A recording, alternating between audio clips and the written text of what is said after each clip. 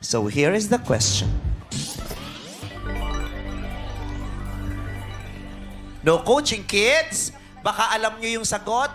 Don't coach, ha? No coaching. Huwag nyong sasabihin ang sagot. Okay?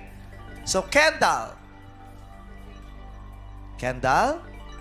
Mahilig kang maglaro. Nagdo-drawing ka.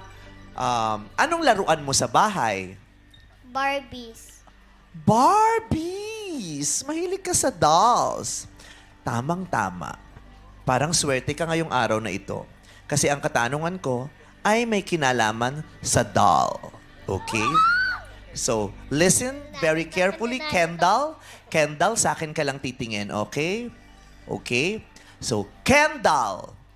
Kendall, ang tanong ko sa iyo ay, ano ang pangalan ng lalaking doll na super friend at pinapartner kay Barbie? Okay? Ulitin ko, Kendall.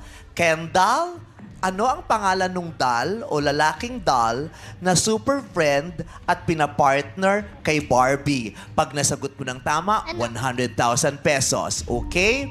Ready ka na? Ano ang pangalan ng lalaking doll na pinapartner kay Barbie? Go, Kendall! Ken? Ken? Sure ka sa Ken?